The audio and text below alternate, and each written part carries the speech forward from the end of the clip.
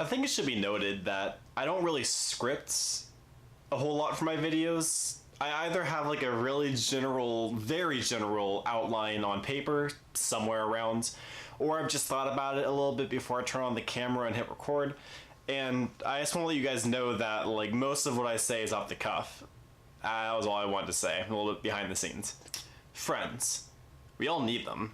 We all like to have them. Even an introvert needs a friend. Everybody needs social interaction at some point in their lives.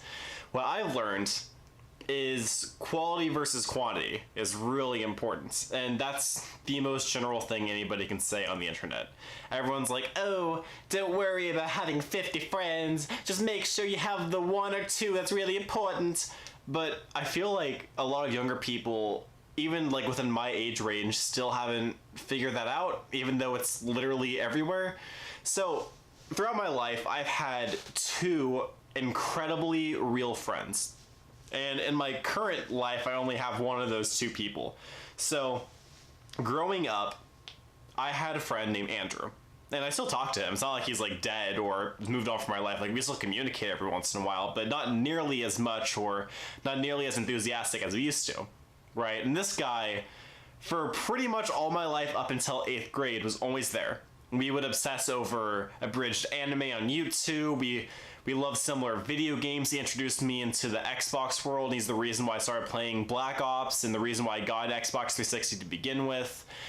He and I would spend a ton of time together, do sleepovers, play a lot of video games together. We used to go to youth group together, used to give each other girl advice and life advice, and we were pretty ride or die.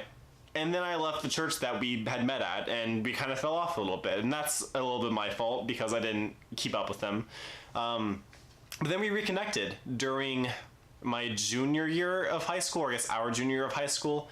And he ended up getting a job at the same theater that I worked at. And then we reconnected and we started a podcast together, and that worked out for a while. And then we stopped, and then we started it again, and then we stopped, and then we tried to start it again, then it didn't happen. But throughout my childhood, he was a really important person in my life because I knew that no matter what happened at school, I always had him to look forward to every single week. And he was a rock, and he was always there for me, and I always loved him. He's one of the main reasons why I was able to get through some of the hardest times in my life. So then, in high school, there was a girl I met. Her name was Katie, or I guess is Katie. I don't know, I still talk to her. Hi, Katie. You're probably watching this. I linked the video to you. And at first, you know, all I saw her as was like this really awkward potato-looking girl. She was always, we've always like matched each other in height, and she had like this really just kind of like puffy face, and I don't know. We had the same friend group in freshman year. It was the same friend group where I had my first girlfriend, and once I broke up with that girlfriend, I kind of fell off with the friend group.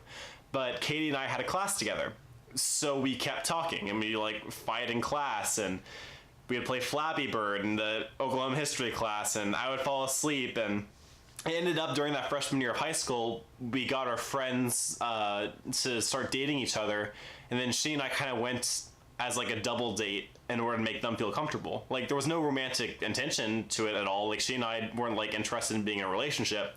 We just went together, and I ended up being like her first kiss, and you know, we still talk today, and like during the only time we've ever really fought was during sophomore year, and neither of us even remember what the reason was. We stopped talking for like a month while we were in class together, but other than that, we've pretty consistently stayed friends. And we kind of discovered recently that probably the main reason why we work so well is because we don't make it more complicated than it has to be. We're friends, we talk to each other, we vent when we have to, and we leave it at that. It's not like one of those things where I have to talk to her every single day. If there's a time whenever we're both busy, it's just like, whatever. You know, like there's no pressure in our friendship. I think that's part of what makes us really work. And as far as friends go, those are the two quality friends that I've had. That's not to discount the people who are watching this video that consider themselves to be a friend of me. Like, I have friends outside of Katie, but the difference between her and everybody else is that, you know, throughout my life, I've had a ton of friends, you know, bail out for whatever reason, whether it's because we grew up and, you know, ended up different for whatever reason, or, you know, distance, or a ton of different things.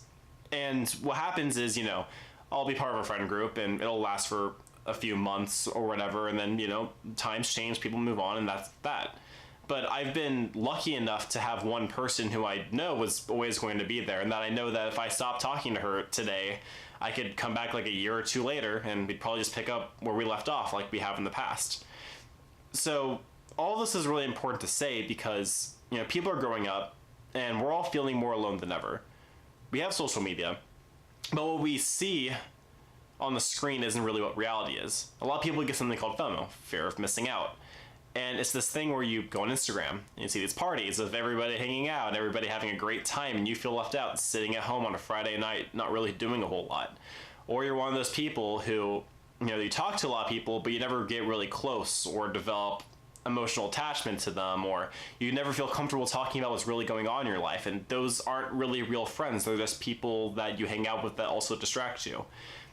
So there's not really any advice here, because having a quality friend isn't something that you necessarily choose to happen. It just kind of naturally fits into place.